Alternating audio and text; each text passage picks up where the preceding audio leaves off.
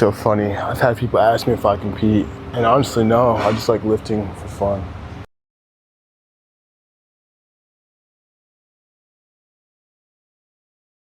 As the average gym rat, you probably have aspirations and goals, right? When it comes to bench press numbers or your deadlift or squat or whatever, right? Like you want to get in there, barbell bench 225, then maybe 275, maybe 315, and then shoot maybe even one day 405, right? And I'm right there with you, right? But in today's video, we're gonna be talking about what happens when you actually get to those strength goals, when you actually become as strong as you've always envisioned, right? The pros and the cons, right? Also, but if you're looking to hit your goals, here is my workout program, a program I designed that helped me get to a 405 bench, a 635 deadlift, and within a month and a half of training a squat, a 405 squat, right? So again, it's pretty much garnered towards strength training and hypertrophy. So it's only $5, less than a Big Mac, but more fulfilling. All right, getting straight back to the video. Getting straight into it, the pros about benching your goals is, well, you did it, right? I've always dreamed about me bench pressing 405. I daydreamed about it, right? And then I did it, right?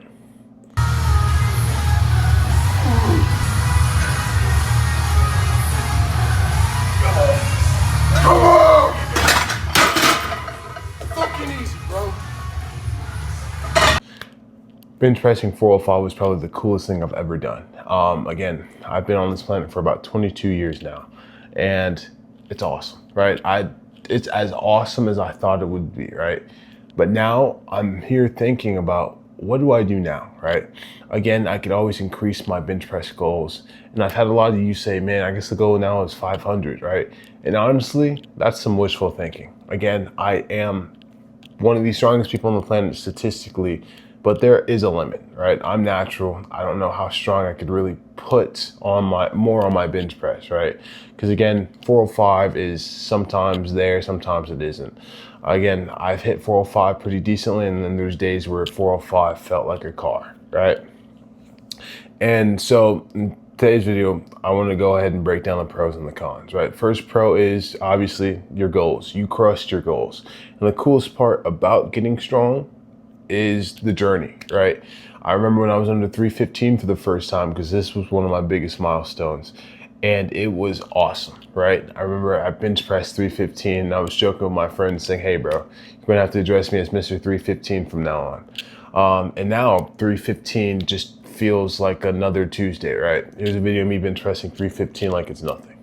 Again, I could do 315 on a bad day. It doesn't mean, anything, right? To me, it's a warm-up. It's warm-up weight at this point, or pretty much lets me know how my bench press journey is going to go, or my bench press session is going to go, right?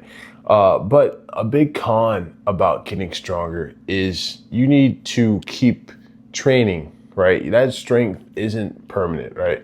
Obviously, there's muscle memory. So if you stop working out but you start working out again, your strength gains will come back way faster than the average person, right? Who doesn't work out. But I like to pretty much compare being strong to owning a very luxury car, right? It's amazing. Status is high, but maintenance is expensive, right? And to be strong, you have to train like a strong person, right? So again, maintenance, you got to keep up, showing up, consistency, going to the gym. And sometimes a lot of people don't understand that even though you are strong, a lot of people expect you to perform well all the time. That's not the case, right? Like I said earlier, there's days where 405 looked like an RPE of 8, and then there's days where 405 almost killed me, right? That's just how it is. That's how weightlifting is for the average person. If you're not, blasting PEDs, right? Your boy's natural over here. So a big con is sometimes you're not going to perform well. And another con is you have to make sure you stay going to the gym, right? Once you get to that goal is something that needs to be maintained. It needs to be kept up with. It's just not going to always be, there for you, right? If you're not really, training for it or consistently training for it. So again, it's not a one-time thing where, once you have it, right? Got to stay showing up to the gym, right? Pretty much it's like collecting a paycheck, right? If you want to get paid the next week, you got to still show up to work, right? That's pretty much how it is. Another pro though about, being the strongest is it's pretty damn nice, right? Like it obviously gives you a nice ego boost. I remember when I benched 405 for the first time, I'm like, damn, how rare is 405? And then I look up, I'm top 0.001% of the world population when it comes to bench pressing. So you telling me a lot of people, like like out of the 8 billion people on this planet, I'm the very few that can bench 405. That's awesome, right?